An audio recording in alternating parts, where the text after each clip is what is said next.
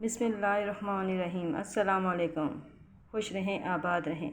पाक परवरदिगार आलम मोहम्मद व आले मोहम्मद के सदक़े में आपके रोज़ी रिज़्क़ में बरकत और इजाफ़ा अता करे। आज मैं मोहम्मद व आले मोहम्मद के सदक़े में आज जो अपनी रेसिपी तैयार करने लगी हूँ वो है करेले और दाल चना। मैंने पहले करेले प्याज़ों में बनाए हैं, कीमे में बनाए हैं और मैंने गोश्त में भी बनाए हैं। आज मैंने सोचा कि क्यों ना चने की दाल में भी आपको ये करेले की रेसिपी सिखा दूँ। तो ये आज मैं जो रेसिपी बनाने लगी उसके लिए मैंने ये 2 किलो करेले लिए थे, जिनको मैंने साफ़ कर फिर उसके बाद उनको काटा और ये फ्राई करके मैंने ये करेले रख लिए हैं।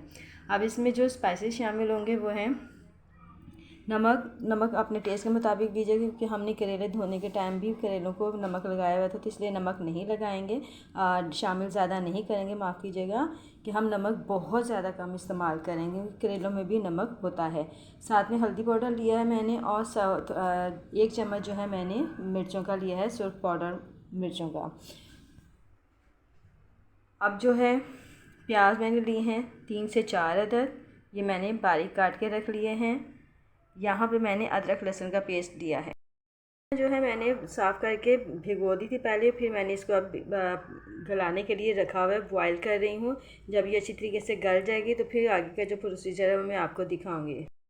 यहाँ प्याज मैंने फ्राई होने के लिए रख दिए हैं। अब प्याज फ्राई हो जाएंगे तो मैं इसमें तमाम मसाला जो है वो शामिल करूँगी, अदरक लहसुन और तमाम स्पाइसेस, नमक मिर्च और हल्दी।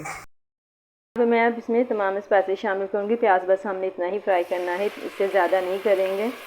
ये अदरक लहसुन और मिर्चें वगैरह मैंने शामिल कर दी हैं, इसको हम भूनेंगे। टमाटर नहीं शामिल करूँगी, टमाटर बहुत महंगे हो चुके हैं भाई, तो इसकी जगह मैं इमली का पल्प जो है वो इस्तेमाल करूँगी। मसाला देखें जी माशाल्लाह से बहुत अच्छे तरीके से भुन गया है। अब इसमें मैं इमली का जो पानी मैंने बना के रखा है पल्प जो है वो सारा शामिल करूँगी। ये देखें, अब इसको अच्छी तरीके से मैं भूनूंगी ताकि इमली का जो खट्टापन है वो इसमें ख़त्म हो जाए, सिर्फ उसकी खटास है, उसका असर जो है वो ना रहे। ये देखेंगे मसाला जो है हमारा तैयार हो गया है। मैंने इमली का पल्प इसमें शामिल किया था, उसको भी मैंने पका लिया अच्छी तरीके से। अभी इस स्टेज में मैं यहाँ पे बॉयल की हुई दाल शामिल करूँगी। दाल मैंने 1 पाई ली हुई है ताकि दाल ज़्यादा ना हो, दाल थोड़ी कम रखनी है। तो इसको मैं 5 से 10 मिनट तक के लिए भूनूँगी और उसके बाद फिर मैं आगे आपको बताऊँगी कि क्या करना है। ये देखें, इसको खूब अच्छे तरीके से भूनिएगा। ये दाल माशाल्लाह से बहुत अच्छे तरीके से भुन गई है। अब मैं इसमें करेले शामिल करूँगी ताकि करेले भी जो है वो भी भुन जाएं और इनको हम अच्छे तरीके से भूनते रहेंगे। ये देखें, मैंने सारे करेले शामिल कर दिए हैं। अब इनको मैं 10 से 15 मिनट इनको भी भूनूँगी ताकि ये भी करेले और दाल का दोनों का फ्लेवर जो है एक दूसरे में यकजा हो जाए। देखें माशाल्लाह से बहुत ज़बरदस्त खुशबू आ रही है। आप भी इसी तरीके से बनाइएगा, बहुत मज़ेदार ये डिश होती है। ये देखें जी माशाल्लाह से हंडी हमारी अब तैयार हो चुकी है।